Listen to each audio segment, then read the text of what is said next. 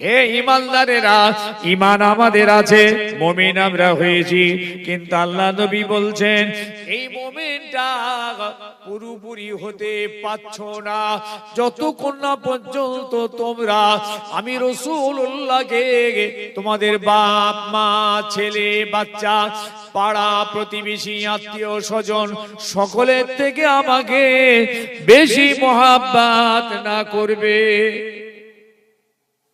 এখন যদি কেউ বলে হুজুর আমি তো খুব বেশি মহব্বত করি, কি রকম বেশি মহব্বত করিস বাবা, তুই তো নামাজ পড়িস না, তোর মুখে সাজে না, তুই তো মদ খাস, তোমার মুখে সাজে না, দাঁড়িয়ে বিচার করো, তোমার জন্য সাজে না, তুমি রাসূলের মহব্বত করো। আল্লাহ নবী বলে গেলেন লা তাবুলু কাইমান ওয়া লা তাশরাবু কাইমা ওয়া মাসাবিরা। শোনো বাবা শোনো, দাঁড়িয়ে দাঁড়িয়ে পেশাব করবে না, দাঁড়িয়ে দাঁড়িয়ে পানি পান করবে না, এটা হলো ইহুদি খ্রিস্টানদের কালচার। যদি কেউ দাঁড়িয়ে পান করো, গলায় আগুন দিয়ে বমি করো। আমাদের ছেলেরা তো ছেলেরা, মেয়েরা পর্যন্ত দাঁড়িয়ে দাঁড়িয়ে পানি পান করছে। খ্রিস্টানদেরটা ভালো লাগলো, ইহুদিদেরটা ভালো লেগেছে, কাফের মুশরিকদের কালচারটা ভালো লেগেছে, রাসূলুল্লাহটা পছন্দ হয়নি। এরা বলে আমি নবীকে মহব্বত করি। হ্যাঁ, তুমি ইহুদি খ্রিস্টান নাসারা বেদিন মুশরিকদের কালচার পছন্দ হয়েছে তোমার, রাসূলুল্লাহর কালচার তোমার পছন্দ হয়নি। তোমার ভিতরে রাসূলুল্লাহর মহব্বতই নেই। মহব্বত যদি রাসূলকে করো, তাহলে অনুকরণ অনুসরণ আর পায়রাবিটা রাসূলুল্লাহর হবে। মহব্বত নবীর হলে ইত্তেবা নবীর হবে, মহব্বত কোরআনের থাকলে অনুসরণ কোরআনের হবে। কিন্তু তুমি দাবি করছো আমি নবীকে মহব্বত করি, কিন্তু অনুসরণ করছো ইহুদি নাস্তিক খ্রিস্টানদের, তাহলে মহব্বত রাসূলের, পায়রাবি জাহান্নামীদের।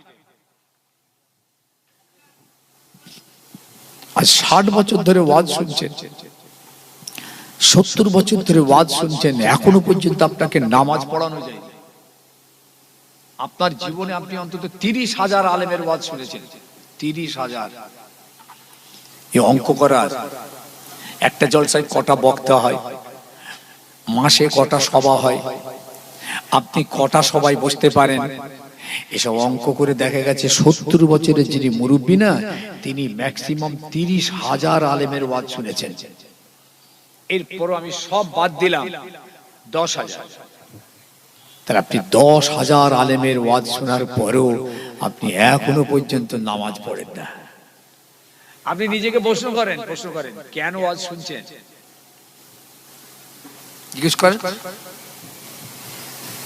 খুঁজে পাবেন না উত্তর। আফসোস থাকবে আপনার, জীবনের মূল্যবান সময়টা কোথায় খরচ করছেন, কোথায় খরচ করলেন। আল্লাহ কিয়ামতের মাঠে জিজ্ঞেস করবেন নামাজ পড়েছিলিস, প্রথম জিজ্ঞেস করবেন নামাজ পড়েছিলিস। ফেরাউনকে জিজ্ঞেস করবে না, আবু জেহেলকে জিজ্ঞেস করবে না, হামান নমরুদ সাদ্দাত এদেরকে জিজ্ঞেস করবে না, আমাদেরকে জিজ্ঞেস করবে নামাজ পড়েছিলিস। ওরা তো কাফের, ওরা তো বেঈমান, ওরা তো আল্লাহ নবী মানেনি, ওদেরকে জিজ্ঞেস করার দরকার নেই। জিজ্ঞেস তো আমাদেরকে, কারণ আমরা আল্লাহ মেনেছি, নবী মেনেছি, রসুল মেনেছি, কোরআন মেনেছি। কথা ঠিক কিনা? তুমি আমাকে মেনেছো, নামাজ পড়েছিলে, ওরা তো মানেনি, ওদের আবার নামাজ পড়ার কি প্রয়োজন এলো? ওরা মরবে, সোজা জাহান্নামে যাবে, আর আল্লাহ আপনাকে জান্নাত দেবেন, আল্লাহর ওয়াদা। প্রত্যেকটা ঈমানদারকে আমি জান্নাত দেব। জান্নাত ঈমানদারদের জন্য, মুমিনদের জন্য।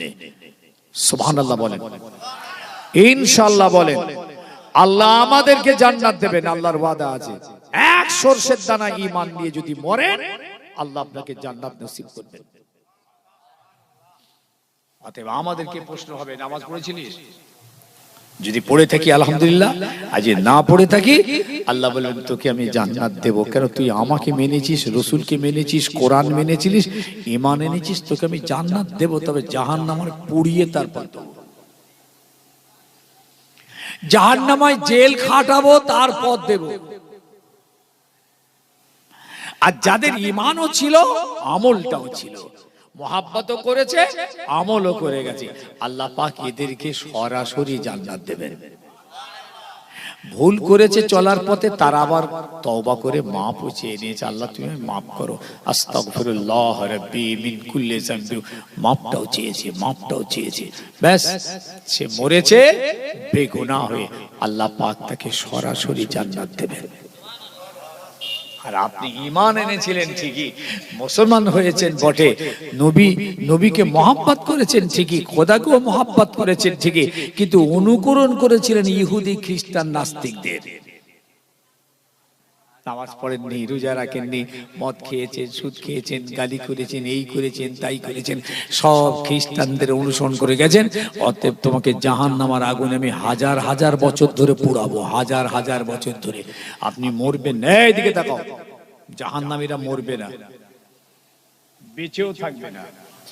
দুটো কথা, জাহান্নামীরা মরবেও না, যদি না মরে তাহলে তো বেঁচে যাবার কথা, বলছে বেঁচেও থাকবে না। লা ইয়ামুতু ফিহা ওয়ালা ইয়াহইয়া, আল্লাহ বলছেন জাহান্নামের ভিতরে জাহান্নামীদের মৃত্যু হবে না, ওরা বেঁচেও থাকবে না। বেঁচে থাকবে না তাহলে তো মরে যাবে, বলছে মরবেও না তাহলে তো বেঁচে থাকবে, বলছে বেঁচেও থাকবে না।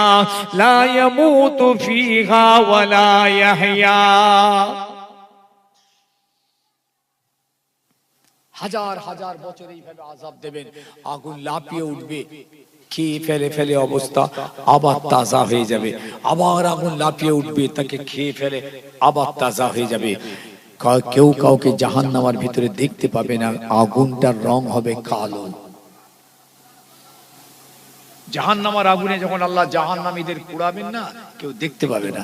দুনিয়ার আগুনে পুড়লে দেখা যায় যে পুড়ছে, কে আছে না আছে। আপনি জাহান্নামের আগুন কালো হয়ে আছে, কালো। জাহান্নামীদের চেহারা কেমন হবে জানেন বাবাজি? শুধু দাঁতটা বলছি, এই দাঁতগুলো জাহান্নামীদের ওহদ পাহাড়ের মতো হবে। এবার বাকিটা হিসাব করেন, তাহলে হাত কেমন হবে, পা কেমন হবে, চোখ কেমন হবে, নাক কেমন হবে, মাথা কেমন হবে, বডি কেমন হবে, চামড়াগুলো কেমন হবে। খালি দাঁতটা হবে ওহদ পাহাড়ের মতন। তিরমিজি শরীফের হাদিস।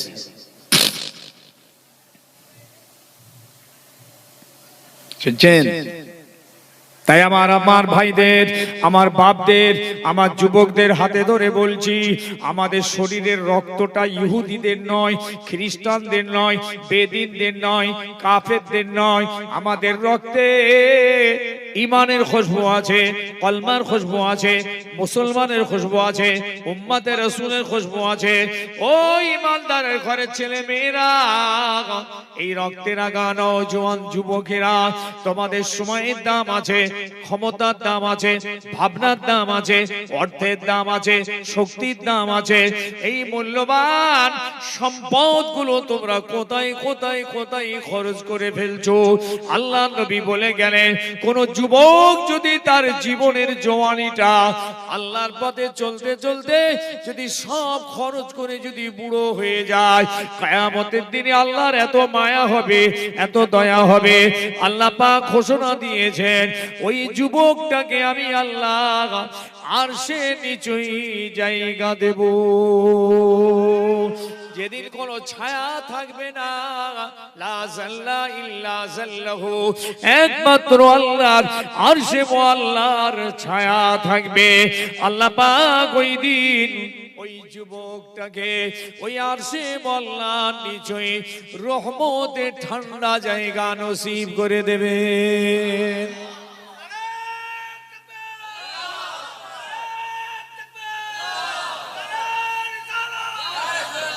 বাবাজি, যুবক, তুমি সময়টাকে কোথায় খরচ করেছো? আল্লাহর ইবাদত বন্দেগীর ভিতরে চলতে চলতে চলতে, সিরাতাল মুস্তাকিমের উপরে চলতে চলতে বুড়ো হয়ে গেছে, বুড়ো হয়ে মারা গেছে। কি নসিব বলুন তো? হ্যাঁ, আজকে আমার যুবক ছেলেরা, মেয়েরা সব কোথায় সময় কাটাচ্ছে বলো তো? কোথায় কাটাচ্ছে? হ্যাঁ, কত জীবনের রক্ত, কত জীবনের শাহাদাত, কত জীবনের কোরবানির বিনিময়ে দিন পেয়েছি, ভুলে গেলে চলবে না। রাসূলুল্লাহ সাহাবী হযরতে বেলাল রাদিয়াল্লাহু তাআলা আনহু তিনি ঈমান আনলেন, কলমা পড়ার কারণে তার মনিব তাকে মারতে লাগলো, মারতে লাগলো, মারতে লাগলো। এত মার, এত মার, এত মার, চাবুকের উপরে চাবুক, চাবুকের উপরে চাবুক বেলালকে মারে। এই বেলাল, আল্লাহ বলা ছেড়ে দে, কলমা বলা ছেড়ে দে, খোদাকে ছাড়, তোদের নবীকে ছাড়, না হয় আমি উমাইয়া মেরে মেরে মেরে তোকে মেরে ফেলবো। বেলাল বলেছিলেন, ওরে আমার মনিব উমাইয়া, শুনে রাখ, তুই আমাকে মেরে মেরে মেরে ফেলতে পারিস, কিন্তু আমার শরীরে, আমার অন্তরে আল্লাহ আল্লাহ রসুলের যে মহাব্বতের পাহাড় রয়েছে, এই পাহাড়ের গায়ে তোর চাবুক কোনো দাগ কাটতে পারবে না। আমার বেলালকে মারছেন, মারছেন, এক একটা চাবুকের আঘাতে বেলাল আল্লাহ আল্লাহ আল্লাহ আল্লাহ বলে চিৎকার করেছে। ওই বেলালের এক একটা চাবুকের আঘাতের আল্লাহ বলা যদি একটা পাল্লায় রাখা হয়, সারা বিশ্বের সমস্ত মুসলমানের আল্লাহ বলা যদি আর একটা পাল্লায় রাখা হয়, বেলালের ওই এক চাবুকের ওই একবার আল্লাহ বলার ওজনের পাল্লাটা ভারী হয়ে যাবে। বেলাল মার খাওয়া মুসলমান, চাবুক খাওয়া মুসলমান, হাতে পায়ে দড়ি পরা মুসলমান, উত্তপ্ত বালির উপরে শোয়া মুসলমান, বুকে পাথর চাপিয়ে দেওয়া মুসলমান, এত অত্যাচারের পরও বেলাল কিন্তু রসুল ছাড়েনি। রসুলকে পেতে গিয়ে বেলাল মার খেয়েছেন, মার খেয়ে তবে বেলাল রসুল পেয়েছেন। যদি ওই দিনের ওই মার সহ্য করতে না পেরে হযরতে বেলাল যদি পালিয়ে যেতেন, আজকে আমাদের ঘরে ইসলাম এসে পৌঁছাতো না। আর আপনি ঘরে বসে বসে ইসলাম জবাই করছেন, ফিরি ফিরি পেয়েছেন, তো ফকটিয়ায় পেয়েছেন। মায়ের পেট থেকে সেই মুসলমানের বাচ্চা মুসলমান হয়ে গেছে অটোমেটিক। পয়সা আছে, কোরআন শরীফ 2-5 কিনে নিয়ে ঘরে তুলে রেখে দিয়েছেন, ডকুমেন্ট মুসলমানের ছেলে। আর ওরকম কোরআন তো আমেরিকার ঘরে আছে, রাশিয়ার ঘরে আছে, চীন, জাপান, ফ্রান্সের ঘরে আছে, ইহুদিদের ঘরে আছে, নাস্তিকদের ঘরে আছে। ওই কোরআন তাদের ঘরে পড়াশোনা চলছে, রিসার্চ চলছে, গবেষণা চলছে। আর আপনার ঘরের কোরআন ধুলোবালিতে পড়ে আছে, কাপড়ে জড়িয়ে পড়ে আছে, দেমুখ ধরে গেছে, মাকড়সায় জাল পেড়েছে। আর যান আমেরিকার ঘরে গিয়ে ইহুদি, খ্রিস্টান, নাস্তিকদের ঘরে গিয়ে দেখুন, কোরআন বিভিন্ন ল্যাঙ্গুয়েজে, বিভিন্ন ভাষাতে কোরআন ট্রান্সলেট হয়েছে, গবেষণা চলছে, পড়াশোনা চলছে। কি আপনি মুসলমান নিজেকে বলবেন? কি আপনি নিজেকে বলবেন যে আমার ঘরে কোরআন আছে? কি বলছেন আপনি? ওরকম কোরআন তো ওই আপনার ট্রাম্পের ঘরে রয়েছে, আপনার ঘরেও আছে। তার ঘরে কোরআন গবেষণা ভিতর থেকে ব্লুপ্রিন্ট তৈরি করছে, ব্লুপ্রিন্ট কোরআনের ভিতর থেকে।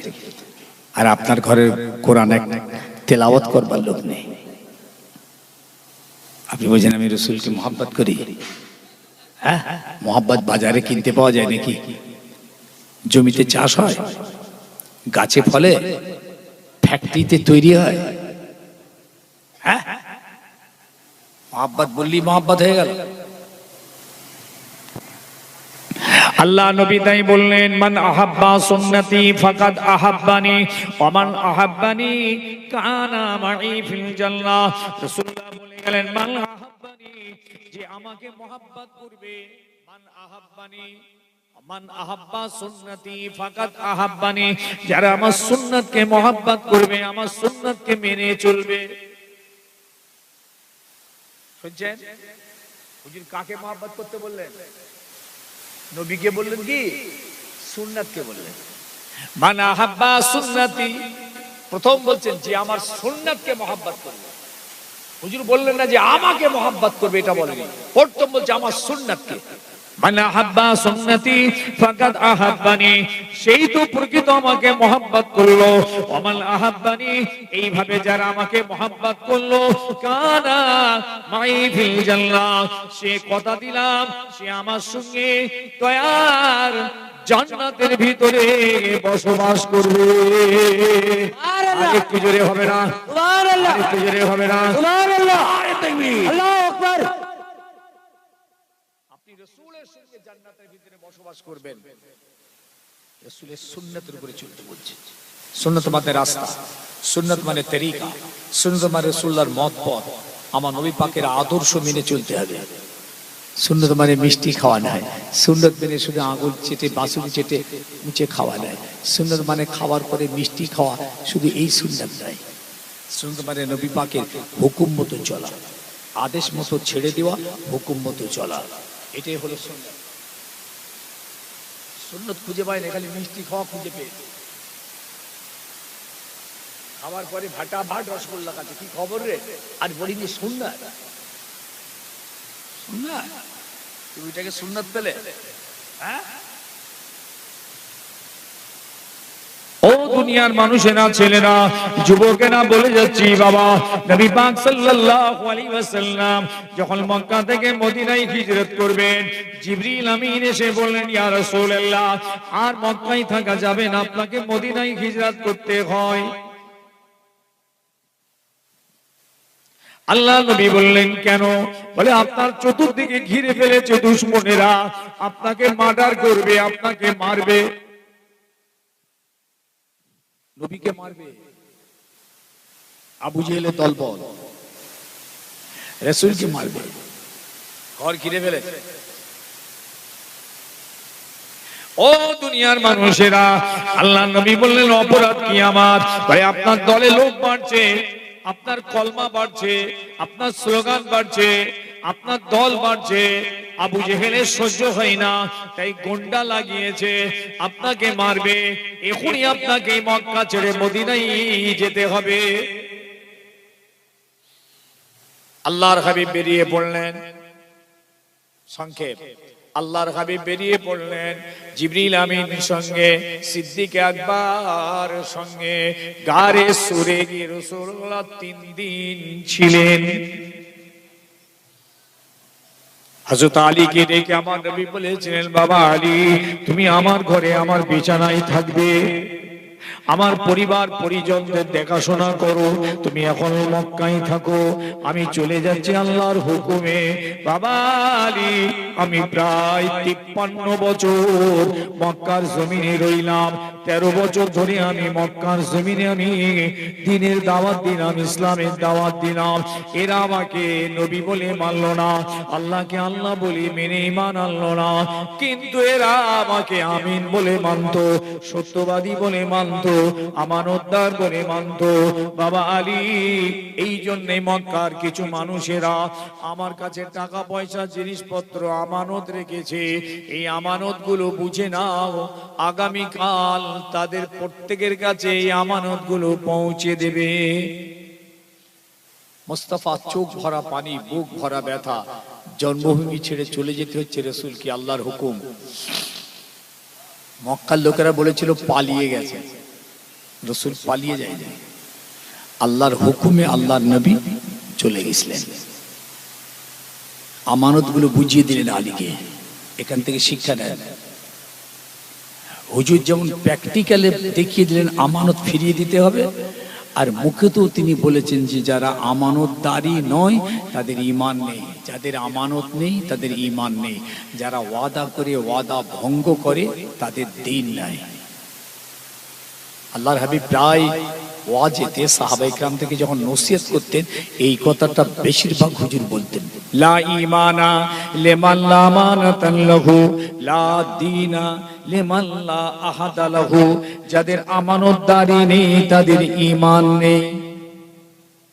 মুহাদ্দিসিনরা বাঁচিয়ে দিয়েছেন আমাদের, ঈমান নেই মানে সে কাফের নয়, ঈমান নেই মানে লা ঈমানা ঈমানান কামিলা, পরিপূর্ণ ঈমান নেই, মুকাম্মাল ঈমান নেই, এইটুকু বলে মুহাদ্দিসিনরা আমাদেরকে বাঁচিয়ে দিয়েছেন।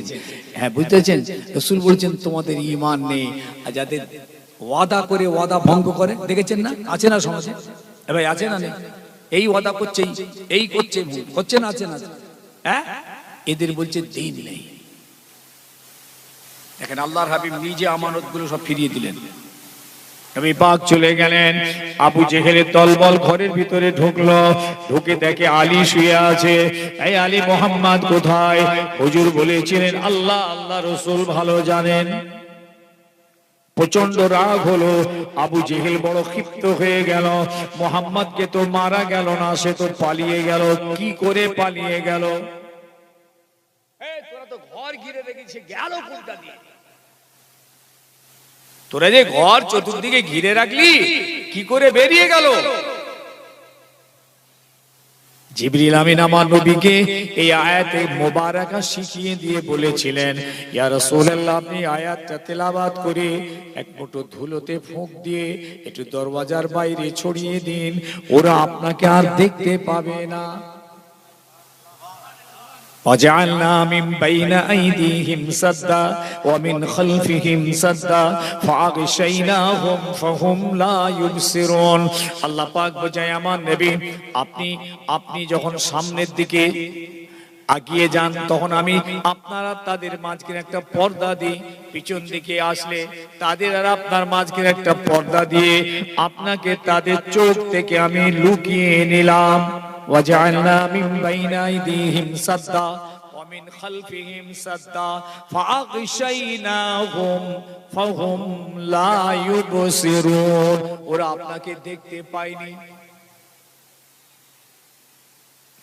হুজুর চলে গেলেন, আবু জেহেলের বিরাট রাগ, নেতা অস্থির, আব্বা চলে গেল, পালালো। তখন ও চিৎকার করে বলেছিল, লা ইখরিজান্নাল আযযু মিনহাল আজাল্লাহ।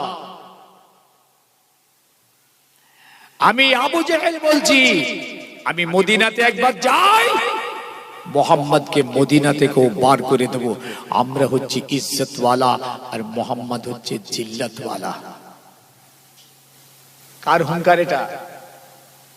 চিৎকার করে আবু জাহাল। সমাজে সব আবু জেহেল জেহেল করে বটে, কিন্তু আসলে শব্দটা আবু জাহাল। লা ইখরিজান্নাল, অবশ্যই আমি বার করব, মদিনা থেকে ওকে বার করে দেব। আমি একবার মদিনাতে যাই, কি গোস্তাকি দেখেছেন? আমাদেরকে বলে জঙ্গি। আরে জঙ্গির প্রোডাকশন তো এখান থেকে, আবু জাহাল থেকে।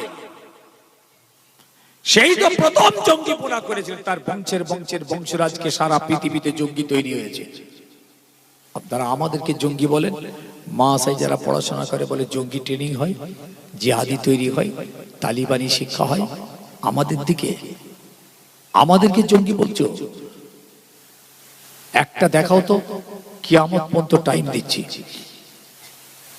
মাদ্রাসা থেকে যারা পড়াশোনা করে বার হয়েছেন এরা হলেন আলেম, হাফেজ, কারি, মাওলানা, মুফতি, মুহাদ্দিস, মুফাসসির, ফাকিহ। এই যে গুণে গুণান্বিত এই যে মানুষগুলো মাদ্রাসা শিক্ষা করে বেরিয়ে এসেছেন, এদের একজনকে আপনি দেখাতে পারবেন দাঁড়িয়ে পেশাব করে? I challenge. দেখাতে পারবেন নেশা করে, মদ খায়? দেখাতে পারবেন বাপ মার গায়ে হাত তোলে? দেখাতে পারবেন বাসে ট্রেনে পকেট মারে? পারবেন? ভারতবর্ষে এত খুন হচ্ছে, এত মার্ডার, এই যে কিলার, একটাও দেখাতে পারবেন একজন আলেম, হাফেজ, কারি কাউকে খুন করেছে? আজকে আপনি আমাদেরকে জঙ্গি বলছেন, দেখান একটা। তবে তো বলবো হ্যাঁ একজন আলেম খুন করেছে, দেখান। পারবেন না। আপনারা মিথ্যা অজুহাত খাড়া করে আরএসএস, বজরং, শিবসেনা এইসব দল মিথ্যা দোষারোপ করে মাদ্রাসাগুলোকে ভেঙে দিচ্ছে, মাদ্রাসা বন্ধ করে দিচ্ছে। আসামে ৩০০ মাদ্রাসা ভেঙে গুড়িয়ে দিয়েছে। ইউপিতে কামেলা টাইটেল বন্ধ করে দিয়েছে। অন্যান্য রাজ্যেও তাই। মাদ্রাসা শেখানো যাবে, এখানে সব জঙ্গি তৈরি হয়েছে। একটাই কথা, জঙ্গি শিক্ষা। দেখেননি কিরকম বলে বেড়াচ্ছে? আমাদের পশ্চিমবাংলার বুকে এরকম কয়েকজন অসভ্য লোক আছে, চিৎকার করে বেড়াচ্ছে তালিবানি, বলছে খালি 5% ভোট খালি আমাদের বাড়িয়ে দেন। সব কটাকে ঝুলিয়ে চাপকে পাকিস্তানে পাঠিয়ে দিল। যেন মাসিমার গল্প, চাপকে আমাদেরকে পাকিস্তানে পাঠাবে, আর আমরাও ভোট মেরে আমাদের সাংবিধানিক অধিকারকে প্রয়োগ করে আমরাও যোগ্য একজন নেতা আমাদের দেশে রাখবো এই বাংলায়, যেটা আমাদের বাংলা সম্প্রীতির বাংলা। আমরাও যোগ্য নেতাকে রাখবো, তোর মতন অযোগ্য রাখবো না। যারা সকলকে মিলেমিশে নিয়ে থাকে, সকলের প্রতি সমান অধিকার দেয়, সকলকে বাঁচার অধিকার দেয়, সকলকে স্বাধীনতার অধিকার দেয়, আমরা সেই রকম গভর্নমেন্ট চাই। বেকুব বলছে চাপকে পাকিস্তানে পাঠিয়ে দেবে, ঝুলিয়ে, আবার ঝুলিয়ে চাপ খাবে। দেখা একটা জঙ্গি মাদ্রাসার, আমি দেখিয়ে দিচ্ছি আপনাদের। গ্রাজুয়েট, মাধ্যমিক, উচ্চ মাধ্যমিক, graduate, honours graduate, pass graduate, MA, triple MA, doctor, engineer, lawyer, BDO, DM, MLA, MP, প্রধান, হেডমাস্টার, এই যে কোয়ালিফাইড আমাদের সজাতে, আমাদের মুসলিম সজাতির কথা বলছি, আমি অন্য বলার দরকার নেই। এদের মধ্যে দেখবেন ম্যাক্সিমাম আছে সব মদ খায়। প্রধান সাহেব মদ খায় না, খবর রেখেছে? হ্যাঁ, দাড়ি পিসাব করে না।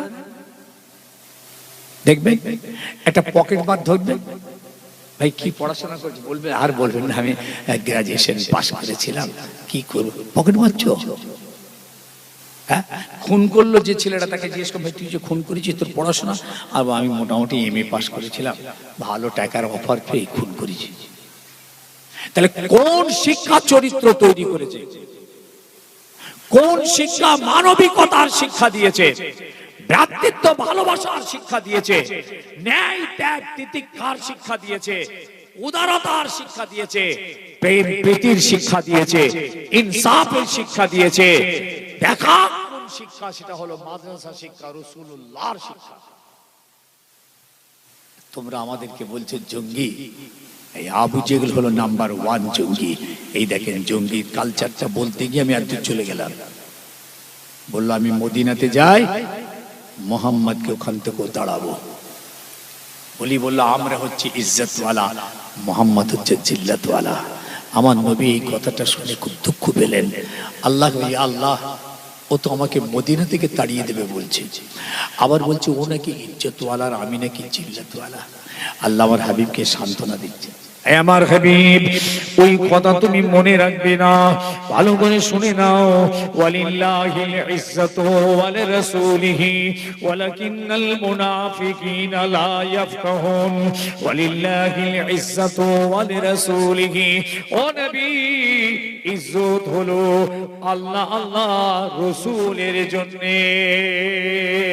ওয়ালাকিন্নাল মুনাফিকিনা লা ইয়াফকাহুন, ওরা মুনাফিক, ওরা কাফের, ওরা জানে না ইজ্জতের মালিক আমি আল্লাহ। সুবহানাল্লাহ। কোথা মাইকে পড়ে রেখেছিস তোরা? এই কইছি কোথায় রে? কই আমাকে জমা দে, আমাকে জমা দে, আমাকে জমা দে। হ্যাঁ ঠিক আছে, মুখে বলবি। হ্যাঁ বন্ধ করবি? ওদেরও শখ আর কি, মাইকে একটু বলবে টুলবে, ভাল লাগবে আর কি, তাই তো। একবার দুরূদ শরীফ আল্লাহুম্মা সাল্লি আলা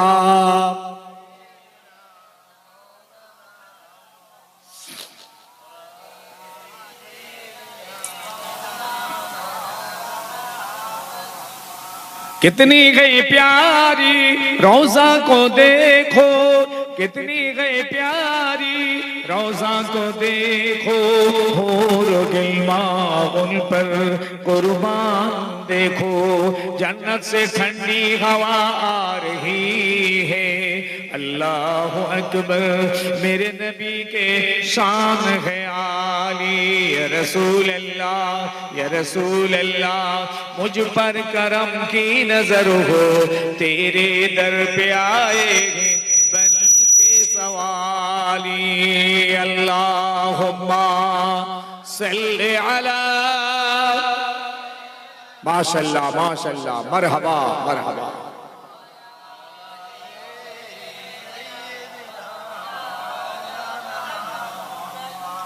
আবু জেহেল পরের বছর 2 হিজরিতে 1000 সৈন্য নিয়ে আমার নবীকে মারবার জন্য মক্কা থেকে মদিনা প্রায় 150 কিলোমিটার রাস্তা তয় করে যাচ্ছে বদরে। কথা শুনছেন? দেখেন জঙ্গির কাজ দেখেন। নবী কিচ্ছু জানেন না, নবী তো মদিনায় চলে গেছেন আল্লাহর হুকুম মতো। আবু আইয়ুব আনসারীর বাড়িতে তিনি তাশরীফ রেখেছেন। এদিক থেকে আবু জেহেল যাচ্ছে 1000 সৈন্য, নবীকে মারবে, মদিনা উড়িয়ে দেবে, ইসলাম মিটিয়ে দেবে। সশস্ত্র বাহিনী, বুঝতে পারছেন? অস্ত্রে শস্ত্রে সুসজ্জিত, হুঙ্কার দিয়ে বদরে গিয়ে হাজির হলেন। আল্লাহ পাক আমার নবীকে খবর পাঠিয়ে দিলেন, এই নবী আর দেরি করা যাবে না।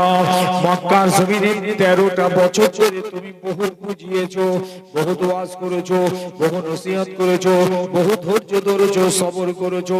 ও নবী আর নয়, আবু জাহাল তোমাকে মারার জন্য বদরে এসেছে 1000 সশস্ত্র বাহিনী নিয়ে। ও নবী তুমিও তোমার সৈন্যগুলোকে নিয়ে বদর প্রান্তরে ডিফেন্স করার জন্য বেরিয়ে পড়ো। তাহলে আগে মারতে গেল কারা? কথা বলে, তাহলে কাফের মুশরিক বেঈমান আবু জেহেলের দল। তাহলে জঙ্গিটা ও না আমরা? নবী জঙ্গি? মানে নবী নাকি তলোয়ারের জোরে নাকি ইসলাম প্রচার করেছেন? বেহুদেরা বলে নবী নাকি ভয় দেখিয়ে ইসলাম প্রচার করেছে, লোভ দেখিয়ে ইসলামের দিকে টেনেছে। একটা প্রমাণ করে দেখা, রাসূলুল্লাহ তলোয়ারের ভয় দেখিয়েছেন। তোরা যখন ঝাঁপিয়েছিস, আল্লাহ নবীকে বাঁচার জন্য ডিফেন্স করতে হয়েছে। এই ডিফেন্স করতে গিয়ে সংঘর্ষ হয়েছে। আল্লাহর হাবিব আগে বেড়ে একটা তলোয়ার চালায়। সাহাবীদেরকে রাসূল বলেছেন, শোনো, কেউ আগে বেড়ে তীর মারবে না। কোন দুশমন দূরে দাঁড়িয়ে থাকলে এখান থেকে তীর নিশানা করে ছুড়বে না। যদি কোন দুশমন তোমার উপরে ঝাঁপিয়ে পড়ে, তখন তুমি আত্মরক্ষা করার জন্য ঝাঁপিয়ে পড়বে। তাহলে হুজুর কোথায় আমাদেরকে আল্লাহর হাবিব ভয় দেখিয়েছেন? কোথায় সমাজকে লোভ দেখিয়েছেন? কোথায় নবী তলোয়ার দেখিয়ে মানুষকে ইসলামের দিকে ডেকেছেন? একটা দেখা, কিয়ামত পর্যন্ত সময় দিলেন তোদের।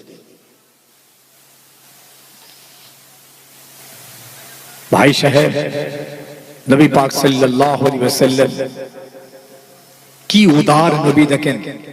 হুজুর ময়দানে যাওয়ার আগে সাহাবীদেরকে ডিরেকশন দিচ্ছেন, কেউ আগে বেড়ে যাবে না।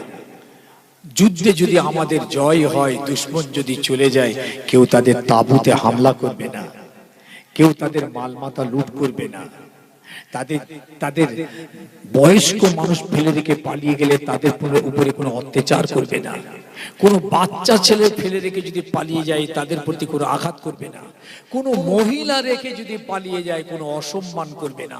সকলকে সম্মানের সঙ্গে বন্দী করে মদিনায় নিয়ে আসবে। আমার নবী জঙ্গি? সেনাপতির ভাষণ দেখেন, এই শুনছেন? সেনাপতির ভাষণ কিরকম দেখেন? ইনি জঙ্গি? আমার নবী জিহাদির কথা বলেন, বলতেন খালিদ লুটিয়ে দাও, বলছে না, তীর কেউ ছুড়বে না। যদি ওরা ছোড়ে তোমাকে আত্মরক্ষার জন্য তখন তুমি ছুড়বে। কোন দুশমন দূরে দাঁড়িয়ে আছে, তীর নিক্ষেপ করবে না। আমার হাবিবের ডিরেকশন দেখে সারা পৃথিবী দেখ, তোরা তাকিয়ে দেখ, আমার রাসূলুল্লাহর আদর্শ দেখ। আর আমাদেরকে বলিস মাদ্রাসাতে জঙ্গি শিক্ষা হচ্ছে, মাদ্রাসায় জিহাদি ট্রেনিং হচ্ছে। আমি বললাম তো একটা প্রমাণ করে দেখান। তোমাদের স্কুল কলেজ ভার্সিটির ছাত্রদেরকে দেখিয়ে দিচ্ছে কি চরিত্র তৈরি হয়েছে। দেখুন না কি চরিত্র তৈরি হয়েছে, বাপের গায়ে হাত তুলছে, মায়ের গায়ে হাত তুলছে। দেখেন, কিন্তু একজন আলেমকে আপনাকে দেখাতে হবে মায়ের গায়ে হাত তুলেছে, ইম্পসিবল, ইম্পসিবল, কখনো নয়। তার ভিতরে কোরআনের নূর আছে, হাদিসের নূর আছে, শরীয়তের এলেমের আলো আছে, বাতি আছে, চরিত্র তৈরি হয়েছে। এই হাতটা মায়ের উপর তুলতে পারবে না কোনো আলেম। মাদ্রাসা থেকে সে ট্রেনিং নিয়েছে, মাদ্রাসার শিক্ষা, মাদ্রাসার ট্রেনিং প্রাপ্ত হাফিজ, কারি, মৌলানা জিন্দেগিতে কোনো বাপের গায়ে হাত তুলতে পারবে না। অসুবিধা হচ্ছে নাকি আপনাদের? কথা বুঝছেন তো? তাহলে কেন আমাদেরকে আপনারা আজকে সারা পশ্চিম বাংলায় বলুন আর ভারতবর্ষেই বলুন, কেন এরকম করে একটা মিথ্যা অজুহাত শুরু করেছেন? মাদ্রাসা চলবে না, মাদ্রাসা বেকার, মাদ্রাসার নাম পর্যন্ত মুছে দাও। দেখাও একটা কি ক্ষতি করেছে তোমাদের। আল্লাহ নবী, দয়া নবী, রাহমাতাল লিল আলামিন নবী সাহাবীদের ডাকলেন, ও আমার সাহাবীরা, আল্লাহ পাক খবর পাঠিয়েছেন আবু জেহেল বদরে এসেছে 1000 সৈন্য নিয়ে, আর মদিনা উড়িয়ে দেবে, দিন মিটিয়ে দেবে, কোরআন মিটিয়ে দেবে, তোমাদের নবীকে শেষ করে দেবে। তার বিরুদ্ধে ডিফেন্সে মোকাবেলায় যেতে হবে। ও আমার সাহাবীরা, তোমরা কি বলছো বলো বাবা, তোমাদের মতামতটা দাও। অল্প কিছু মানুষ তো ঈমান এনেছে, 13 হাত দিয়ে প্রায় 14-15 বছর ওয়াজ করে মাত্র 313 জন ঈমান এনেছে। আল্লাহ নবী সেই 313 জনকে ডেকে বলতে লাগলেন, বাবা কি বলছো তোমরা, তোমাদের মতামতটা দাও। বদরের ময়দানে যেতে হবে, আত্মরক্ষা করতে হবে, ডিফেন্স করতে হবে, ওদেরকে রুখতে হবে। এটা করতে গিয়ে তোমাদের জীবন যেতে পারে, শহীদ হতে পারো, টুকরো টুকরো হয়ে যেতে পারো, তবে বিনিময়ে আল্লাহ তোমাদেরকে জান্নাতের খুশখবরি রেখেছে। আজকে ফ্রি ফ্রি পেয়ে গেছি, মুসলমানের বেটা মুসলমান, সলিমউদ্দিনের ছেলে কলিমউদ্দিন ফ্রি ফ্রি পেয়েছে, তাই না? এই জন্য কোনো কদর নেই।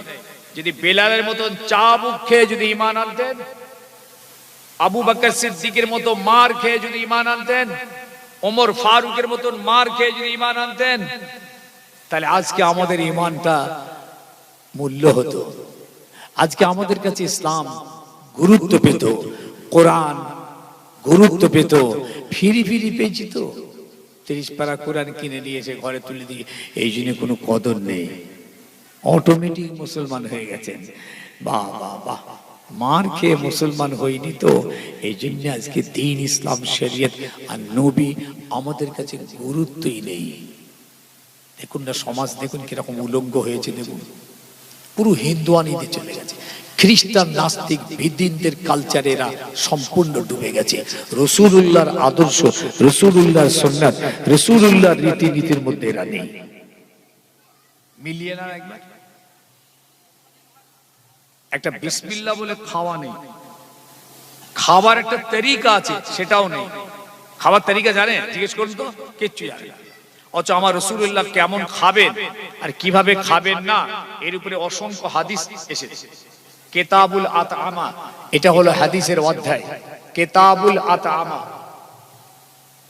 দেখুন, আঙ্গুল চেটে, বাসন চেটে, পেয়ালা চেটে, বিসমিল্লাহ বলে, শুকর আলহামদুলিল্লাহ, যার বাড়িতে গেছেন তার জন্য দোয়া, এসব আছে? একটা পেট খালি রাখতে হবে, আছে?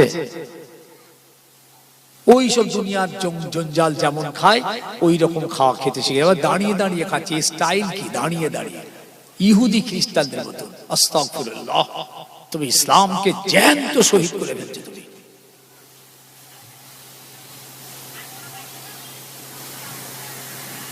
আল্লাহর হাবিব সাহাবীদের যখন বললেন, সাহাবীরা আমার নবীকে জবাব দিচ্ছেন, ইয়া রাসূলুল্লাহ, ইয়া হাবিবাল্লাহ, আপনি কোনো চিন্তা করবেন না, আমরা তো সব হারা হয়ে আপনাকে পেয়েছি, আপনাকে পেতে গিয়ে আমরা সব হারা হয়েছি। বাপ হারা, মা হারা, ঘর হারা, ছেলে হারা, ভিটে হারা, বিবি হারা, সর্বহারা হয়ে রাসূল আমরা আপনাকে পেয়েছি। আপনাকে পেতে গিয়ে আমরা মার খেয়েছি, হাতে পায়ে দড়ি পড়েছি, উত্তপ্ত বালির উপরে শুয়েছি, আগুনের ছেঁকা খেয়েছি। ইয়া রাসূলুল্লাহ, আপনাকে পেয়ে আমরা মক্কা ছেড়ে মদিনায় চলে এসেছি। ইয়া রাসূলুল্লাহ, আপনার চেহারাটা দেখে দেখে দেখে আমরা সব ভুলে গেছি। ইয়া রাসূলুল্লাহ, আপনি চলুন, ময়দানের দিকে চলুন, আল্লাহ যা বলেছেন বদরের দিকে চলুন। আমরা কথা দিচ্ছি, আমরা সবাই আপনার সামনে, আপনার পিছনে, আপনার ডায়ে, আপনার বাঁয়ে, সব সময় আপনার সঙ্গে রইলাম। একটু জোরে হলো না?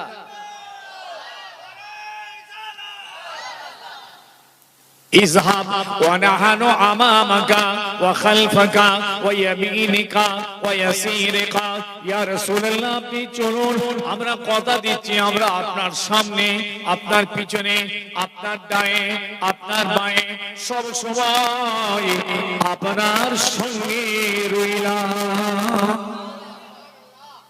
সাহাবী রাসূল পাক সাল্লাল্লাহু আলাইহি ওয়াসাল্লামের মনে একটা সন্দেহ ছিল যে এরা কি যুদ্ধে যাবে না পালিয়ে যাবে, এরা কি ময়দানে যাবে আবু জেহেলের সঙ্গে লড়াই, নাকি না পিছু হলবে। এইটা রাসূলুল্লাহর খুব চিন্তা ছিল। কেন? এদের ঈমানের বয়সটা কম। এই কারো 14 বছর, 15 বছর, 13 বছর, 7 বছর, 8 বছর, 2 বছর, 1 বছর ঈমানের বয়স।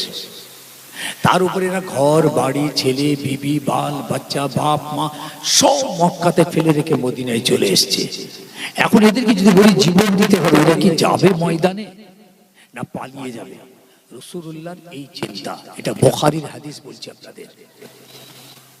আপনারা আপনাদের দোয়ায় আপনারা জানেন, আমি দাদা হুজুর কেবলা রাহমাতুল্লাহ নিজে হাতে প্রতিষ্ঠিত যে মাদ্রাসা ফুরফুরাসি টাইটেল মাদ্রাসা, এই মাদ্রাসার আমি তো শিক্ষক ছিলাম, মোতাবেস ছিলাম, প্রায় 30 বছরের উপর শিক্ষকতা করেছি।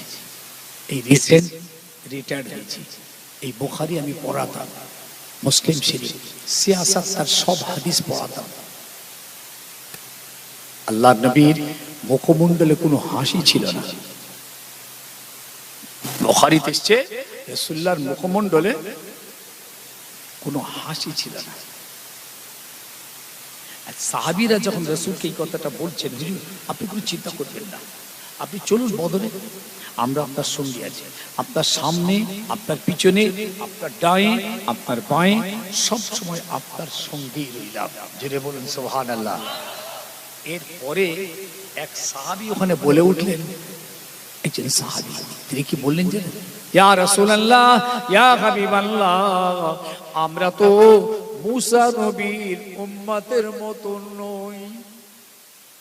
ইয়া রাসূলুল্লাহ, মুসা নবীর উম্মতেরা মুসা নবীকে বলেছিল, যখন মুসা নবী বলেছিলেন যুদ্ধে যাওয়ার জন্য, তারা যুদ্ধের ময়দানের কাছাকাছি গিয়ে বলেছিল, ইযহাব আনতা ওয়া রাব্বুকা ফাকাতালা ইন্না হাহুনা কাইদুন। মুসা আলাইহিস সালাম তার কওমকে নিয়ে একটা যুদ্ধে গেলেন। যুদ্ধে যে যুদ্ধের ময়দানের কাছাকাছি গিয়ে তার কওমরা বলছেন, মুসা সাহেব কওমের নাম জানেন? মুসা আলাইহিস যে উম্মত, এদেরকে কি বলা হতো? বনি ইসরাইল, বনি ইসরাইল, বনি ইসরাইল। খুব দুর্ধর্ষ বদমাইশ জাত। সব থেকে যত নবী এসেছেন, সেই নবীদের যত উম্মত এসেছে, এই মুসা নবীর উম্মত বনি ইসরাইল কওমটা ছিল সব থেকে ডেঞ্জারাস, সব থেকে ডেঞ্জারাস।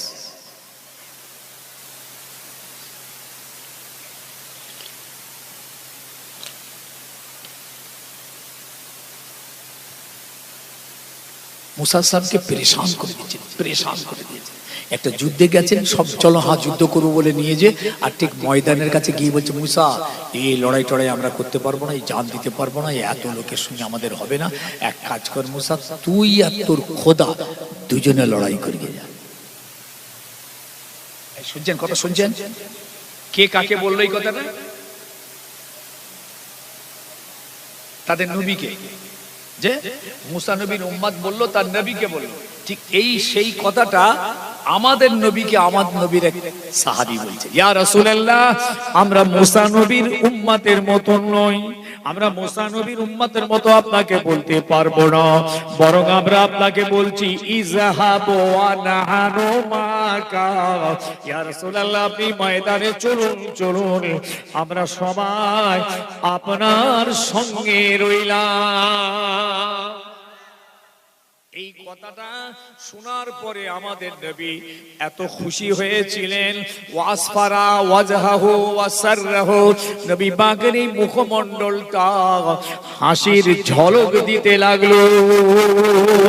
আরো জোরে হবে না? যে আমার উম্মত, আমার সাহাবীরা ইনশাআল্লাহ ময়দানে যাবে, মোকাবিলা করবে, এরা পালিয়ে যাবে না।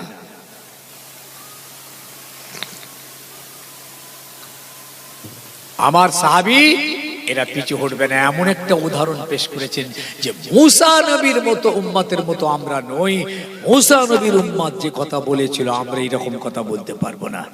আল্লাহর হাবিব খুশি হয়ে গেলেন, সাহাবায়ে কেরামদের নিয়ে বদর প্রান্তরে হাজির হলেন। আমি আপনাদের কাছে যে রিওয়ায়াত এনেছি, এটা থেকে আমি আপনাদেরকে এইটা বোঝাতে চেষ্টা করছি যে ইসলাম খুব সহজে আমরা পাইনি, আর সেই ইসলামকে আজকে মিটিয়ে দেওয়ার জন্য সারা পৃথিবী উঠে পড়ে লেগেছে। দেখছেন না, মসজিদ ভেঙে দিচ্ছে, বড় বড় মসজিদ, 600-700 বছরের মসজিদের তলায় নাকি মন্দির আছে, মাদ্রাসা ভেঙে দিচ্ছে, কোরআন পুড়িয়ে দিচ্ছে, ছিঁড়ে ফেলছে, লাথি মারছে, পিচ্চাপ করছে। ঠিক বলছি তো নাকি? আমার রাসূল পাক সাল্লাল্লাহু আলাইহি ওয়াসাল্লামের শানে কটূক্তি করছে। আজ সারা পৃথিবীর অবস্থা দেখেন, শুধু একটাই জাত, এই মুসলমান জাতের উপরে হামলা চলছে। পৃথিবীতে হাজারো জাত আছে, কোন জায়গায় কোনো সমস্যা নেই, মন্দির নিয়ে সমস্যা নেই, গির্জা নিয়ে সমস্যা নেই, বুঝতেছেন? আপনার যত জাতের যত সব ধর্মস্থান আছে, কোন জায়গা নিয়ে গন্ডগোল নেই, যত আমাদের মসজিদ। আর সেই সময়ের সেই পরিস্থিতির সান্দিক্ষণে দাঁড়িয়ে আমার ছেলেরা মসজিদ ছেড়ে দেবে, মাদ্রাসা ছেড়ে দেবে, শিক্ষা ছেড়ে দেবে, নামাজ ছেড়ে দেবে। কাদের অনুসরণ করতে চাইছো? যারা মসজিদ ভাঙছে ওদের? কাদের? প্যালেস্তাইনে যে 1 বছরের উপর যুদ্ধ হলো, প্যালেস্তাইনের গাজাতে প্যালেস্তাইনের মুসলমানদের 50,000-এর উপর মুসলমানকে শহীদ করে দিয়েছে। 50,000-এর উপর। শুনছেন নাকি? আবার ট্রাম্প জিতেছে আমেরিকায়, ও আবার সৈন্য পাঠিয়ে বলছে গাজার উপর ফের হামলা হবে। গাজাটা পুরো জঙ্গলে পরিণত হয়েছে, জঙ্গল মরুভূমি হয়ে গেছে, কিচ্ছু নেই, বাসিন্দারা তো সব শেষ। যে কটা পালিয়ে বেঁচেছিল তারা আবার বুক বেঁধে এসেছে, তাদের জন্মভূমিটার ভিটেতে থাকবে। পলিথিন দিয়ে ঘর তৈরি করে এখন বলছে সব সরাও, আবার যুদ্ধ হবে। দেখুন, আবার এ তো যুদ্ধ নয়, এ তো মুসলমান নিধন করার হচ্ছে তাদের প্ল্যান। সেই জায়গায় দাঁড়িয়ে আপনি আজকে তাদের কালচারে থাকবেন, তাদের কৃষ্টিতে চলবেন, তাদের মতো খাওয়া দাওয়া করবেন, তাদের মতো সামাজিক ভাবে এইভাবে ঘুরে বেড়াবেন। তারা মদ খায়, আপনিও মদ খাবেন, তারা সুদ খায়, আপনিও সুদ খাবেন, তারা নামাজ পড়ে না, আপনিও পড়বেন না, তারা রোজা রাখেন, আপনিও রাখবেন না। আস্তাগফিরুল্লাহ। তাদের ইত্তেবা করতে ইচ্ছে হচ্ছে, ঘৃণা হচ্ছে না আমাদের? হ্যাঁ, যারা আমার নবীকে নিয়ে গালাগালি করে তাদের অনুসরণ করবেন আমার সমাজের ছেলে মেয়েরা। আমি কি বুঝাতে পারছি? ভাবতে বলছি প্লিজ। অন্তত আমার রাসূলুল্লাহর সুন্নাতের উপর চলতে যদি নাও পারে, অন্তত ওই মুশরিক কাফের বেঈমান ইহুদিদের অনুসরণটাকে লাথি মারো। যদি আমার নবীর আদেশ নিষেধ মেনে যদি চলতে না পারেন, আমি ধরেই নিলাম যে আপনি পাচ্ছেন না, নামাজ পড়তে পারবেন না, রোজাটা রাখতে পাচ্ছেন না, এই পাচ্ছেন না। আচ্ছা ঠিক আছে, আমি ধরেই নিলাম, তাহলে হারামগুলো সম্পূর্ণ বন্ধ করুন। ওদের কালচার, কৃষ্টি, রীতি নীতি, চাল চলনকে সব।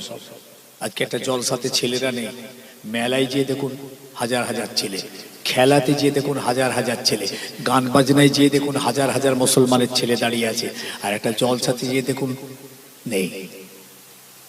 বলতো কি অবস্থায় দাঁড়িয়েছে আজকে বলুন। ওটা তো শয়তানের মজলিস, এটা তো আল্লাহর মজলিস। এই প্যান্ডেলটা তো খোদার প্যান্ডেল, ওটা হলো তো ইবলিসের প্যান্ডেল। ওখানে আজকে আমার ইমানদাররা গিয়ে ভিড় করেছে ইবলিসের প্যান্ডেলে, হ্যাঁ, আর খোদার প্যান্ডেলে নেই। এই জন্য ইবলিস বলেছিল, আল্লাহ আমি তো জাহান্নামী হয়ে গেলাম, তোমার দরবার থেকে বিতাড়িত হলাম, তবে মনে রাখো আল্লাহ আমার দলে কিন্তু লোক বেশি, তোমার দলে লোক কম। আল্লাহ বলেন কি বলছিস, প্রমাণ করে দেখা তোর দলে লোক বেশি। আল্লাহ ইবলিস বলল, তবে আল্লাহ আমি প্রমাণ করছি, দেখুন পৃথিবীতে দুটো প্যান্ডেল হয়, একটা তোমার হয়, একটা আমার হয়। আমার প্যান্ডেলে গান বাজনা, নাটক, যাত্রা, ফাংশন, মেলা, এই হাবি জাবি সব হয়। আর আমার প্যান্ডেলে সব আমার দলের লোকেরা থাকে, ইহুদি, নাস্তিক, খ্রিস্টান, বেদিন, মুশরিক, কাফের, হাঁড়ি, কুলি, মুচি, বাগদি, সাঁওতাল, এসব আমার দলের লোক আমার প্যান্ডেলে থাকে। আর আপনার প্যান্ডেলে কোরআনের কথা, হাদিসের কথা হয়, আপনার সব ইমানদার মুসলমান কলমাওয়ালারা আপনার প্যান্ডেলে থাকে, ওটা আপনার দলের লোক, আর এটা হলো আমার দলের লোক। তবে আল্লাহ শোনেন, আপনার প্যান্ডেল যখন চলে, আপনার প্যান্ডেলে যখন আপনার কোরআন হাদিসের কথা চলে না, আমার দলের একটা লোকও থাকে না। ঘুম পাচ্ছে নাকি আপনাদের? আমার পরে তো আবার একটা বক্তা আছে, তাহলে ঘুমাবেন কি এখন? কি বললে ইবলিস? যে আপনার যখন প্যান্ডেল চলে, এই যে প্যান্ডেলটা চলছে, এই যে আল্লাহর প্যান্ডেলে যে বসে আছেন আপনারা সব আল্লাহর দলের লোক বসে আছেন, আচ্ছা বলুন তো এখানে কোনো ইহুদি, নাস্তিক, খ্রিস্টান, বেদিন, মুশরিক আছে? এই কথা বলে না। তাহলে ইবলিসের দলের কেউ আছে? আমরা যে কটা কার দলের লোক? আল্লাহর দলের লোক। মাশাআল্লাহ, জোরে বল, কার দলের? আল্লাহর প্যান্ডেলে আল্লাহর দলের লোক। তো ইবলিস বলছেন, আল্লাহ একটাও কিন্তু আমার লোক তোমার প্যান্ডেলে থাকে না, কিন্তু আমার প্যান্ডেলটা যখন তৈরি হয়, গান বাজা, নাটক, যাত্রা, ফাংশন, আপনার প্যান্ডেলে বসে থাকা যে কটা লোক ছিল তার 95% সব আমার প্যান্ডেলে এসে বসে। আমার দলের লোক বেশি, আমার লোক তো আছেই আছে, আপনার প্যান্ডেলে বসা লোক সব আমার প্যান্ডেল ভর্তি করে ফেলেছে। অতএব আমার পাওয়ার বেশি, আমার দলে লোক বেশি, আল্লাহ তোমার দলে লোক কম। মাথায় ঢুকলো না ঢোকেনি?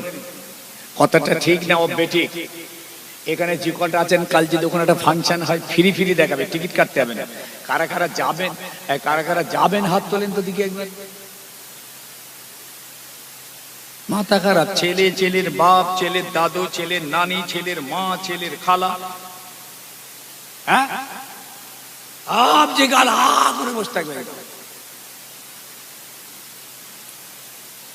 এটা ইমানদারদের জায়গা নয়, এটা মুমিনদের জায়গা নয়, ওটা মুসলমানের জায়গা নয়, ওটা অন্য দলের, অন্য জাতির জাহান্নামের টুকরা, এটা হলো জান্নাতের টুকরা। তবে আল্লাহ বলে ইবলিস, তবে শুনে রাখ, আমার দলের ইমানদার গুলোকে তুই বিভ্রান্ত করে, পথভ্রষ্ট করে, বুঝিয়ে সুঝিয়ে গোনা করিয়ে দিবি, গোনার জায়গায় নিয়ে যাবি, গোনা হয়ে যাবে।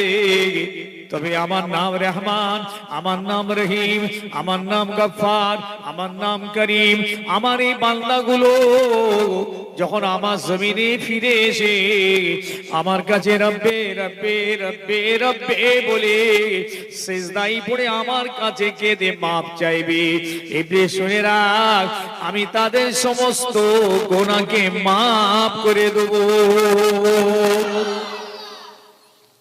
তুই আমার বান্দাদেরকে গুনাহগার বানাবি ঠিক, তুই জাহান্নামী বানিয়ে ফেলবি ঠিক, কিন্তু আমার বান্দা যদি একবার আমার কাছে ফিরে এসে আল্লাহ রব্বে রব্বে বলে কাঁদে আর মাপ চায়, আমি তাদের পাহাড় পাহাড় গুনাহ সব মাফ করে দেব। আমার পাওয়ার বেশি। ইবলিস আফসোস করেছিল আর বলেছিল, আল্লাহ আর একটা তোমার কাছ থেকে চাইব। ও দুটো চেয়েছিল, আমার হায়াতটা কিয়ামত পর্যন্ত দেবেন, আর আপনার বান্দাদেরকে আমি বিভ্রান্ত করে জাহান্নামী করব। আল্লাহ দুটোই দিয়েছিলেন। এই উত্তরটা পাওয়ার পর বলছেন, আল্লাহ আর একটা চাই। বলে কি বল? আল্লাহ আপনার কাছে যখন আপনার বান্দারা কাঁদবে, আপনি তাদের গুনাহটা মাফ করবেন না। আল্লাহ বলছেন, আর হবে না, ওটা হবে না। আমার বান্দা আমার কাছে কাঁদলে আমি আল্লাহর ওয়াদা আমি তাদের কান্না কবুল করে জিন্দেগির গুনাহ মাফ করে দেব।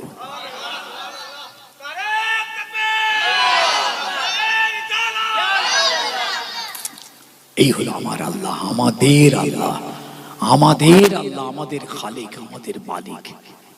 বেটা, ওদের কালচারকে লাথি মারো, ওদের কৃষ্টিকে থুতু ফেলো, ওদের রীতিনীতিকে জাহান্নামে পাঠিয়ে দাও, রাসূলুল্লাহ সুন্নাতকে জড়িয়ে ধরো, সাহাবা বুজুর্গদের আল্লাহ ওয়ালা আলেমে দ্বীনদের ইত্তেবা অনুসরণ করো, জান্নাত পাবে। রাসূলুল্লাহর সঙ্গী হয়ে জান্নাতে উঠবে, আর আল্লাহর নবীর সঙ্গী জান্নাতে বসবাস হবে। আল্লাহ নবী সাহাবীদের নিয়ে ময়দানে পৌঁছে গেলেন, সাহাবীদের দাঁড় করিয়ে দিলেন। ওদিকে আবু জেহেল তার সৈন্য নিয়ে দাঁড়িয়ে আছে। আবু জেহেল চিৎকার করে বলে, আজ মুহাম্মাদের শেষ দিন, ইসলাম মিটে যাবে, মদিনা শেষ হবে, আজ বদরের ময়দানে শরাব পান হবে, মেয়েদের দিয়ে নাচ গানের আনন্দ হবে। আবু জেহেল হুঙ্কার দেয়, আর আমাদের নবী, নূর নবী মুহাম্মদুর রাসূলুল্লাহ সাল্লাল্লাহু আলাইহি ওয়াসাল্লাম নিচে যে তাঁবুটা ছিল, ওই তাঁবুর ভিতরে আমার রাসূল চলে গিয়ে আল্লাহর জমিনে সিজদায় পড়ে গেলেন। সাহাবীরা দাঁড়িয়ে আছেন, সেনাপতি সিজদায়। হাই সাহেবরা বদরে গেছেন না ভাই? বদরে গেছেন না? কই হাই সাহেব কই? বদরে গেছেন না জিয়ারতে? জি আই তো মাশাআল্লাহ, দেখেছেন? আচ্ছা, এই বদরে গিয়ে একটা মসজিদ আছে না? দেখি যেটা মসজিদ হয়েছে আল মসজিদুল আরিশ, ওই মসজিদটা আল্লাহর হাবিব যেখানটায় সিজদায় পড়ে দীর্ঘক্ষণ আল্লাহর কাছে সাহায্য চেয়ে কাঁদছিলেন, ওই জায়গাতেই মসজিদটা হয়েছে আল মসজিদুল আরিশ। এখন তো সেসব মসজিদ শানদার হয়ে গেছে, একদম কি সুন্দর মসজিদ তৈরি হয়েছে। আর হুজুর তখন পাথর পাথর, বালি কাঁকর, তার উপরে সিজদায় আছেন। খাই তাঁবুটা খাটানো আছে তাঁবুর ভিতরে। দয়ার নবী সিজদায় গিয়ে কাঁদছেন, ও আল্লাহ রব্বুল আলামিন, আল্লাহ আপনি আসমান থেকে সাহায্য পাঠান, এই কটা মানুষ নিয়ে এই বিশাল শক্তির বিরুদ্ধে মোকাবেলা সম্ভব নয়। ও আল্লাহ, এতদিন ওয়াজ করে মাত্র 313 জন ঈমান এনেছে, ঈমানের বয়সটাও বেশি নয়। আল্লাহ, এরা যদি আজকে শহীদ হয়ে যায়, আল্লাহ বলার আর কেউ থাকবে না, কলমা পড়ার কেউ থাকবে না, ইসলাম চিরতরে মিটে যাবে। আল্লাহ, বদরের ময়দানে আপনি আসমান থেকে সাহায্য হাসিল করুন। বাবারা মামারা নবী, ইয়তীম এসির নবী সিজদায় পড়ে কাঁদছেন, মাথা তুলছেন না। হুজুর মাথা তুলছেন না, বুঝলেন? আল্লাহর হাবিব মাথা তুলছেন না, মাথা তুলছেন না। সাহাবীরা দাঁড়িয়ে আছেন, আবু জেহেলের হুঙ্কার চলছে। আর আবু বকর সিদ্দিক রাদিয়াল্লাহু তাআলা আনহু অনেকক্ষণ পরে আস্তে আস্তে তাঁবুর ভিতরে ঢুকছেন। খুব আদবের সঙ্গে ভিতরে ঢুকে রাসূলুল্লাহর মুবারক হাতটা ধরেছেন। ফাখাযা বিয়াদিহি ওয়া ক্বাল হাসবুকা, ইয়া রাসূলুল্লাহ, হয়েছে হয়েছে হুজুর, এবার আপনি মাথাটা তুলুন। দুশমন সব দাঁড়িয়ে গেছে, মুজাহিদিনরা কাতারে দাঁড়িয়ে গেছে। ইয়া রাসূলুল্লাহ, আপনি এবার মাথাটা তুলুন। সিদ্দিক আকবর, হুজুর মাথা তুলছেন না, কি ভাবছেন? কিসের কান্না এটা? ভুলে গেলেন আল্লাহর হাবিবের এই কান্নাটা? আপনি ভুলে গেলেন?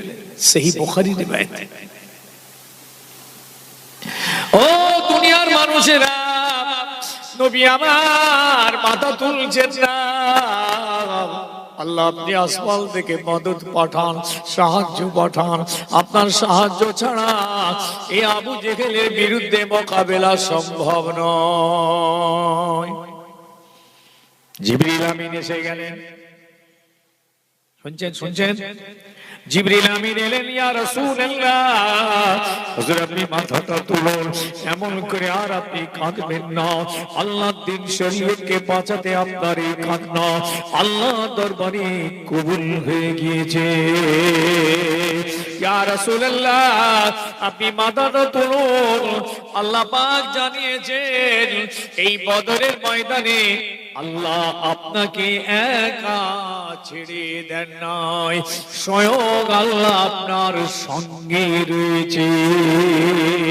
ইয়া রাসূলুল্লাহ, আল্লাহ পাক আরো বলেছেন আজকের এই ময়দানের কামিয়াবির ঝান্ডা, জয়ের ঝান্ডা আপনার হাতেতে আল্লাহ দান করে দিয়েছে।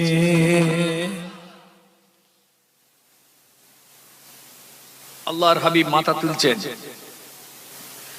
খুশিতে বাগে বাগ হয়ে গেছে। আসমান থেকে সাহায্যের ওয়াদা এসেছেন, হুজুর ফুল পাওয়ার। হুজুর মাথাটা তুলেছেন, এত কেঁদেছেন, এই চোখের পানি না শুকনো বালিগুলো ভিজে গেছে, ভিজে ওই বালিগুলো সব কপালে লেগেছে। মুস্তাফা বেরিয়ে আসছেন তাঁবুর ভিতর থেকে, যখন বেরিয়ে আসছেন খুব মেজাজে বেরোচ্ছেন, খুব মেজাজ। বেরিয়ে এসে আবু জেহেলের দিকে, দলের দিকে মুখ করে আমার নবী বলেছিলেন, সায়াহাজুমুল জুমউ ওয়া ইউআল্লুনা দুবুর।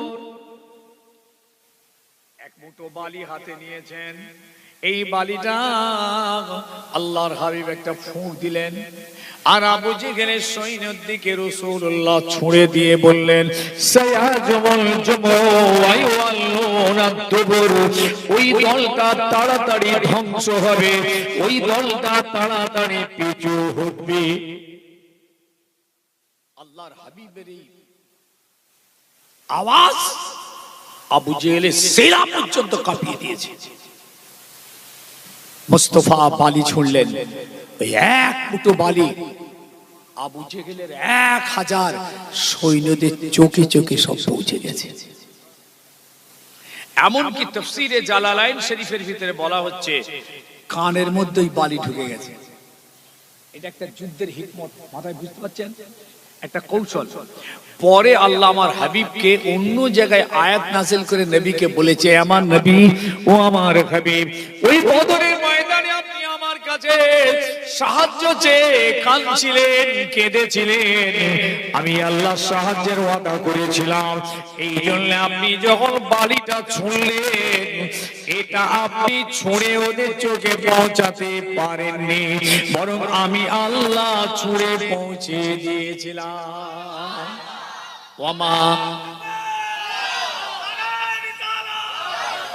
ওমা রামাইতা ইজ রামাইতা ওয়ালাকিন্নাল্লাহ রামা। এই আয়াত, এই হাবিব আপনি বালি ছুঁড়েছেন, না না আপনি ছুঁড়েননি, আপনি ছুঁড়ে পৌঁছাতে পারেননি, ওয়ালাকিন্নাল্লাহ রামা, বরং আমি আল্লাহ ছুঁড়ে ওদের চোখে চোখে পৌঁছে দিয়েছিলাম। ইসলাম এত ফিরি ফিরি পেয়ে গেছি আমরা, ভাববেন না, একটু গভীরে আসবেন না, দিনটা আমাদের অন্তরে একটু গুরুত্ব পাবে না, আল্লাহর কোরআন একটু গুরুত্ব পাবে না, আল্লাহ আল্লাহ রসুল আমাদের অন্তরে একটু ভালোবাসার জায়গা পাবে না একটু?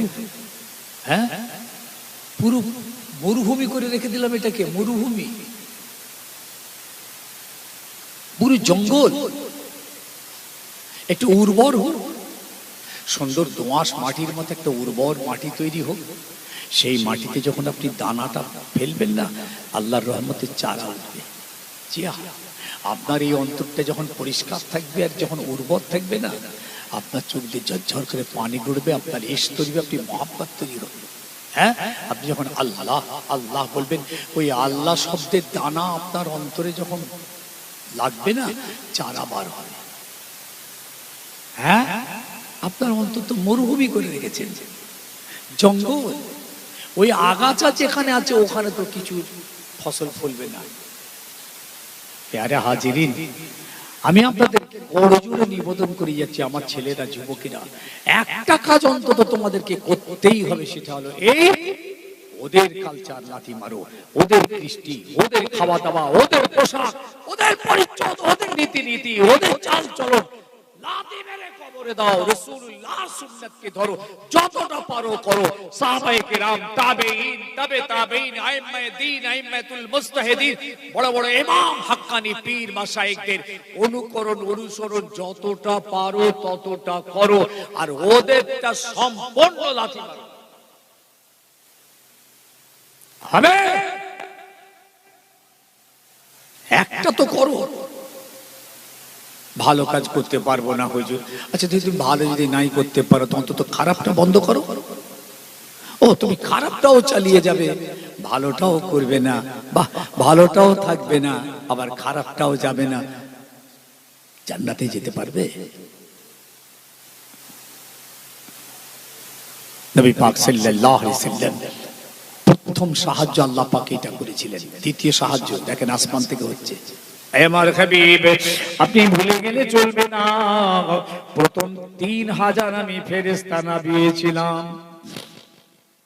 3000 তোমাদের ভিতরে অন্তরে আরো শান্তি, আরো সাহস জোগানোর জন্য আরো 2000, মোট 5000 আমি সৈন্য আসমান থেকে আমি বদরের ময়দানে নামিয়ে দিয়েছিলাম।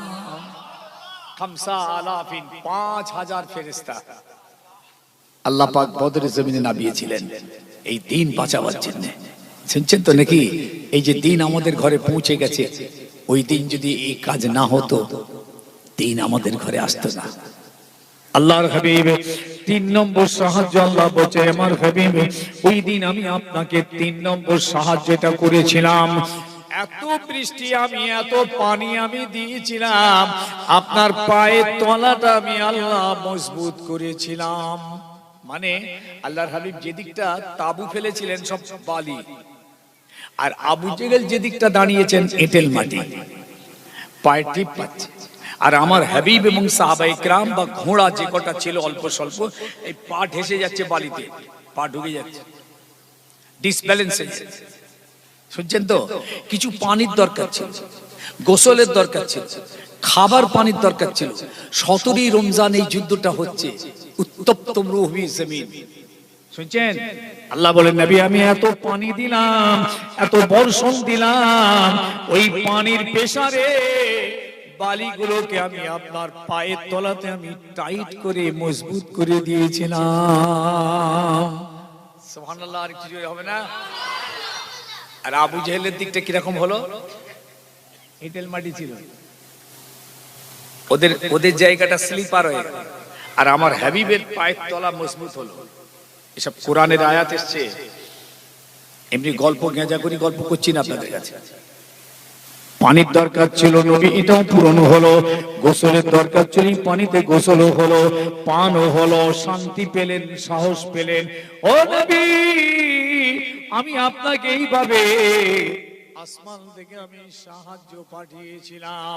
আমার আল্লাহ আমার হাবিবকে কামিয়াব করে দিয়েছিলেন। তারপরও 14 জন সাহাবী শহীদ হয়ে গেল। এত সাহায্য পাঠানোর পরও 14 জন সাহাবী শহীদ হয়েছিলেন, আর ওদের 70 জন মারা গেল। আবু জেহেল মারা গেল, উতবা সাইবা মারা গেল, বড় বড় মক্কার লিডার গুলো মারা গেল। ইসলাম জিন্দা হলো। তাই আমি আপনাদের বুঝাই, এইভাবে রাতের পর রাত বলতে পারি, কিন্তু কথা হলো গভীরে আসতে হবে। আল্লাহর নবী আল্লাহর নবীর কান্নার বিনিময়ে দিন আমরা পেয়েছি, সাহাবীদের শাহাদাতের বিনিময়ে দিন পেয়েছি। জীবন কোরবানি, জীবন উৎসর্গ, জীবন কোরবানি, শাহাদাত, রক্তের বিনিময়ে আজকে আমরা কোরআন পেয়েছি, নবী পেয়েছি, দিন পেয়েছি। ওই দিন যদি ওই সাহাবীরা বদরের ময়দানে না গিয়ে যদি পালিয়ে যেতেন, আজকে দিন আমাদের ঘরে আসতো না। তাদের কোরবানির বিনিময়ে আজকে আমরা আল্লাহ পেলাম, নবী পেলাম, দিন পেলাম। ও দুনিয়ার ইমানদার, সেই দিন আমাদের ঘরে আর শহীদ হবে কেন? তারা শহীদ হয়ে দিন আমাদের কাছে আমানত দিয়ে গেলেন, সেই আমানতের দিন আমাদের ঘরে আবার শহীদ হয় কেন?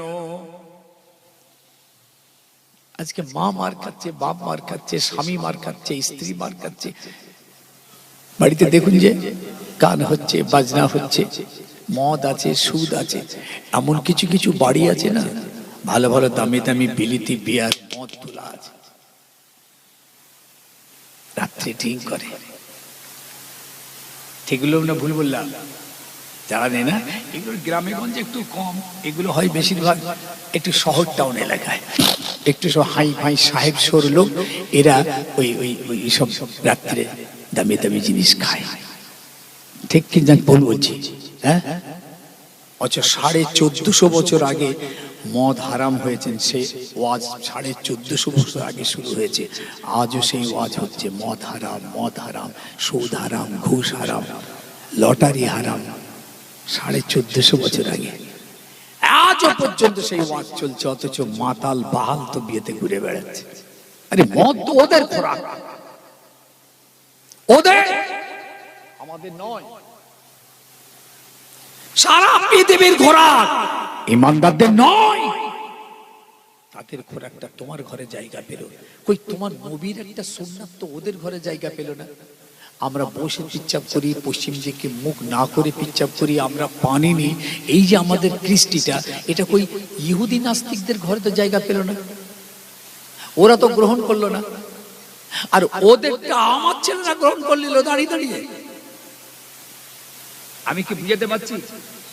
আমি গভীর ভাবে আন্তরিক ভাবে বলছি আমার ভাইদের, ছেলেদের, যুবকদের, একটা কাজ তোমাদের করতেই হবে, সেটা হলো এই ওদের কালচার, কৃষ্টি, রীতি নীতি, চাল চলন, খাওয়া দাওয়া, পোশাক পরিচ্ছদ সব লাথি মারো। রাসূলুল্লাহর আদর্শ রীতি নীতিতে চলে এসো, সুন্নতের पैरवीতে চলে এসো, জান্নাতি পোশাকে চলে এসো, জান্নাতি খাওয়া খাও, জান্নাতি কথা বলো। ওদের কথাবার্তা ওইসব বন্ধ করো, গালি গালাজ, খিস্তা খিস্তি, পচলা পুচলি, মা মাসি, গিবত গিল্লা, পরচর্চা, পরনিন্দা সব জাহান্নামায় পাঠাও। এটা ইমানদারদের কালচার নয়। যদি বলে হুজুর আমি পারবো না, তো অন্তত একটা তো করো। ভালো তুমি করতে পারবে না, আচ্ছা নাই নাই করলে অন্তত খারাপটা ছেড়ে দাও, খারাপটা ছাড়ো। ভালো যাত্রা পারলে পারলে, যতটুকু হলো হলো, যখন হলো হলো, যা হবে তাই হবে, ভালোটা ওই পর্যন্তই থাক, কিন্তু খারাপটাকে সম্পূর্ণ বাদ দিন। কেন জানেন? আমরা যে খারাপ কাজগুলো করি না, সঙ্গে সঙ্গে কবুল হয়, সঙ্গে সঙ্গে লেখা হয়, একদম অ্যাক্টিভ এবং পাওয়ারফুল। আর আমরা যে ভালো কাজগুলো করি না, এসব দুর্বল। এদিকে তাকান, খুব দুর্বল। আমাদের ভালো কাজগুলোর কোনো গ্যারান্টি নেই। আচ্ছা আপনি তো নামাজ পড়ছেন, মাশাআল্লাহ, আমিও তো পড়ছি, আমরা বলতে পারবো যে আমাদের নামাজ কবুল হয়েছে? ভাই পারবেন কেউ? এটা সারা শব্দ দেয় না কেন? তাহলে দুর্বল হয়ে গেল। কিন্তু আমি যখন মিথ্যে কথাটা বলেছি, একদম কংক্রিট, একদম অ্যাক্টিভ এবং একদম শক্তিশালী, পাওয়ারফুল, গুনাহ লেখা হয়েছে, কবিরা গুনাহ। আপনার নামাজটা লেখা হয়নি রেকর্ডে, কেন? আপনি সেই নামাজ পড়তে পারেননি, সেই রোজা রাখতে পারেননি, সেই হজ করতে পারেননি, সেই যাকাত আপনি দেননি, সেই দান আপনি করতে পারেননি। আল্লাহর পছন্দ হয়নি, খোদার রেকর্ড বুকেতে রেকর্ড হয়নি। কিন্তু আপনি সুদ খেয়েছেন, ঘুষ খেয়েছেন, মদ খেয়েছেন, সব কটা লেখা হয়েছে অ্যাক্টিভ গুনাহ। এই জন্য হারাম আমাদেরকে জাহান্নামে নিয়ে চলে যাবে, আমাদের হালাল গুলো আমাদেরকে জান্নাতে নিয়ে যেতে পারবে না। এই জন্য হালাল যতটা হচ্ছে হোক, যতটা হয় হোক, আস্তে আস্তে হোক, সময় মতো হোক, ধীরে ধীরে হোক, কিন্তু হারামটাকে সম্পূর্ণ বন্ধ হোক। ভাই কথা বোঝাচ্ছেন? বোঝাচ্ছে জি, তা না হলে কিন্তু আমরা বুঝতে পারবো না। একবার দুরূদ শরীফ, আল্লাহুম্মা সাল্লি আলা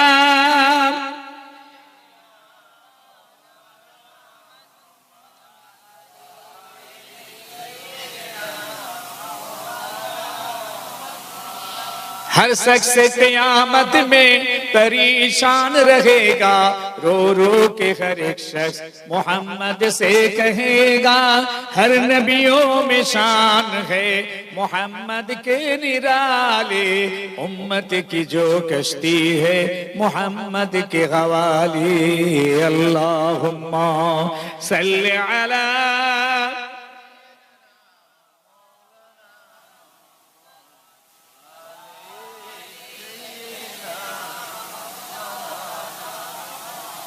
অতএব আমার বাপ, ছেলে, ভাই, মা, বোনেরা হুঁশিয়ার হয়ে যান।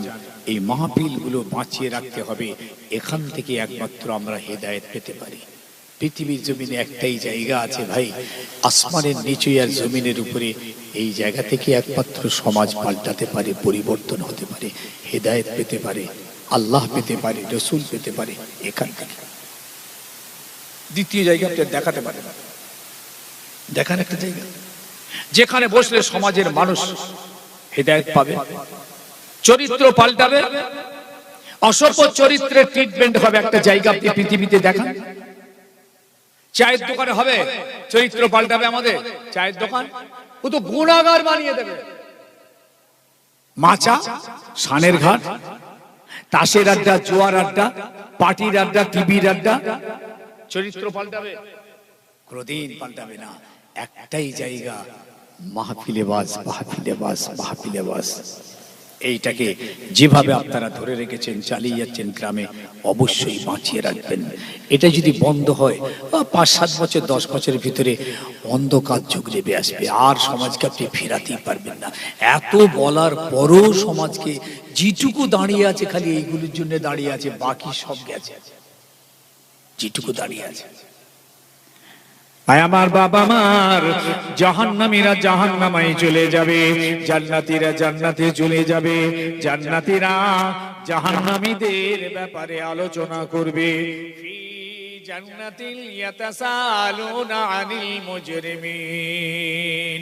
জান্নাতের ভিতরে জান্নাতীরা বসে বসে ওই জাহান্নামী গুনাহগারদের ব্যাপারে আলোচনা করবে। কি কারণে এরা জাহান্নামের ভিতরে গেল? এরা তো আমাদের মতনই মানুষ ছিল, এরা তো আমাদের মতনই কারবার, ব্যবসা, বিজনেস, চাষবাস, চাকরি বাকরি, ছেলে বিবি, বাল বাচ্চা নিয়ে সংসার জীবন যাপন করত। কি হলো এরা আজ কেন জাহান্নামের ভিতরে? জান্নাতীরা আলোচনা করবে। এবার জান্নাতীরা জাহান্নামীদেরকে জিজ্ঞেস করবেন, মা সালাকাকুম ফি সাকার? কি কারণে তোমরা সাকার নামী জাহান্নামের ভিতরে গেলে? কি কারণ হলো এমন যে কারণে তোমরা সাকারের মধ্যে চলে গেছো? সাকার একটা জাহান্নামের স্তর, একটা তাবকা।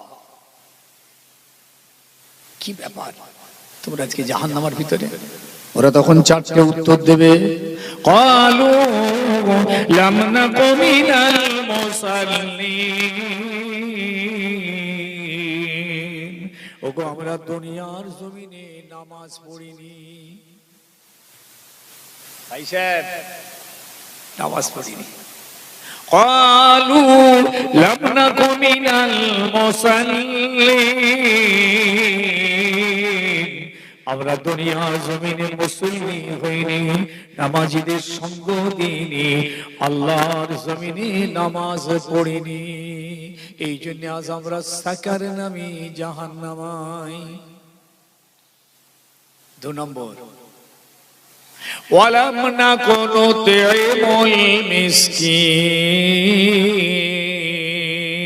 ওগো আমরা দুনিয়ার জমিনে কোন মিসকিন, ফকির, ইয়েতিম, বেওয়া, দুস্থ, অসহায় এই মানুষদের কোনদিন খাওয়াইনি।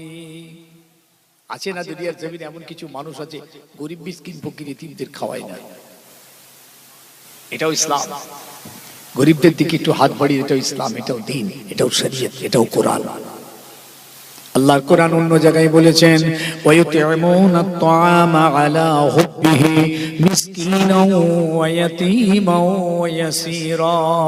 যারা আমার ইয়তীম, ইয়াসীর, যারা আমার ইয়তীম, ইয়াসীর আর আপনার ফকির, গরিব, মিসকিনদেরকে মহব্বতের সঙ্গে খাওয়ায়। দেখেন, মহব্বতের সঙ্গে কতটা শর্ত লাগিয়ে দিয়েছে।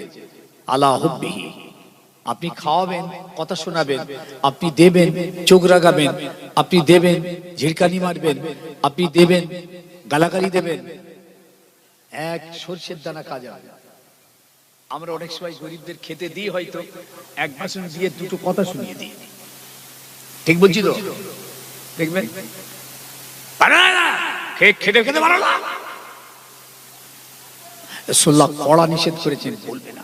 কেউ যদি ঘোড়ার উপরে সওয়ার হয়ে আসে, টকবক টকবক টকবক করে এসে আপনার সামনে দাঁড়িয়ে গিয়ে বলছেন, বাবা কিছু দেবেন? আমি, বাবা ঘোড়ার উপরে সওয়ার হয়ে আমার, হুজুর বলছেন দিয়ে দেবে, কোনো কথা বলবে না, যতটা পারবে দিয়ে দেবে, নেই ভালো কথা বলে বিদায় দেবে, কথা শোনাবে না। আলা হুব্বিহি মিসকিনাও ওয়া ইয়াতীমাও ওয়া ইয়াসীরা, মিসকিনকে, ইয়তীমকে, বন্দি মুক্তি ব্যক্তিকে যারা ভালোবাসা মুহাব্বতের সঙ্গে খাওয়াবে, আল্লাহ পাক জান্নাতের ভিতরে তাদের জন্য জান্নাতি দস্তরখান বিছিয়ে রাখবে। 3 নম্বর, এটা খুব ভাইটাল। জাহান্নামায় কেন গেছেন জাহান্নামীরা, উত্তর দিচ্ছে 3 নম্বরটা। একটা হলো নামাজ পড়িনি, দুটো হলো এতিম গরিবদের মিসকিনদের কোনোদিন খাওয়ায়নি, আর 3 নম্বর বলছিল ওয়াকুন্না নাখুদু মাল খায়দিন,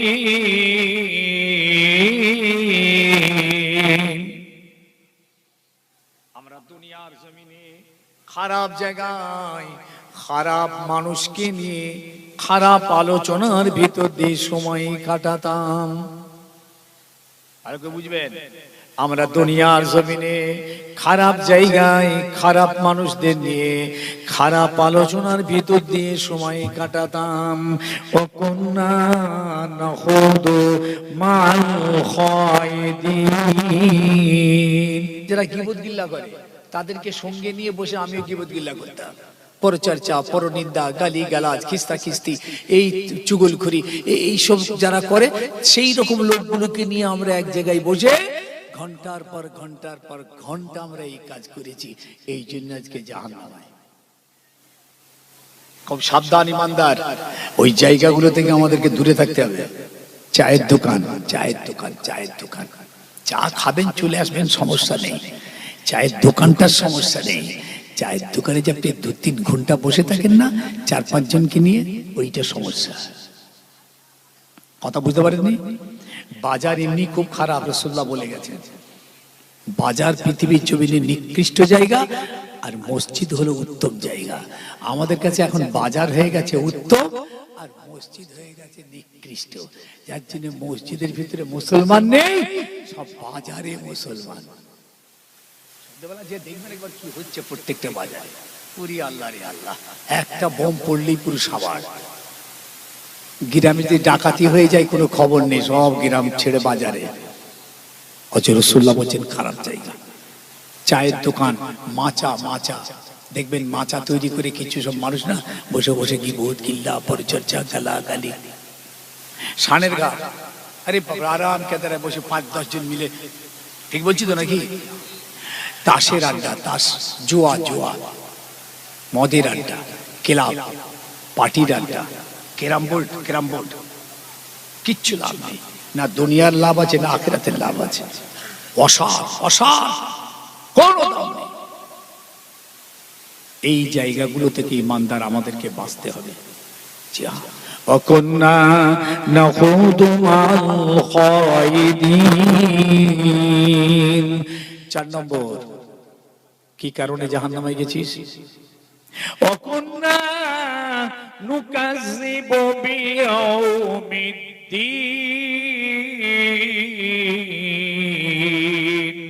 ওগো আমরা দুনিয়ার জমিনে কিয়ামত মানিনি, আখিরাত বিশ্বাস করিনি, কবর থেকে আমাদেরকে উলঙ্গ তুলে কিয়ামতের মাঠে নিয়ে যাওয়া হবে, এটা আমরা বিশ্বাস করিনি।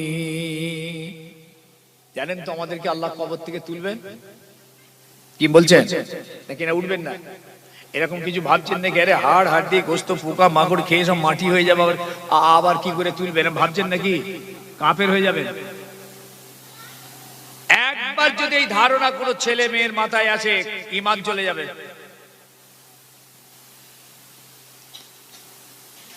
আরে হাড় হাড্ডি বুশিদা হয়ে গেছে, ধুলো হয়ে গেছে, এখান থেকে আবার কোথা আযাব হবে, আবার এটা কি করে আল্লাহ তুলবেন? এই প্রশ্ন আবু জেহেল করেছিল আমার নবীকে। এই মুহাম্মদ, তোর খোদা নাকি এই হাড়টাকে আবার দ্বিতীয়বার জিন্দা করবে? কবর থেকে একটা হাড় তুলে নিয়ে এসেছে আবু জেহেল, বহুদিনের পুরাতন কবরের বুসিদা হাড্ডি নিয়ে এসে আমার নবীর সামনে হাতে করে এরকম পাঁচ করে ধুলোর মতো গুড়িয়ে ধুলো মাটিতে ফেলে দিয়েছেন, দিয়ে বলছেন মোহাম্মদ তোর খোদা নাকি এটাকে আবার নাকি জিন্দা করবে। আমার হাবিব চুপ রইলেন। জিবরিল আমিন এলেন, আয়াত নাজিল হলো। এই হাবিব আপনি বলে দিন ওকে, কুল ইউহিহাল্লাযী আনশাহা আউওয়ালা মাররাতিন ওয়া হুয়া বিকুল্লি খালকিন আলীম।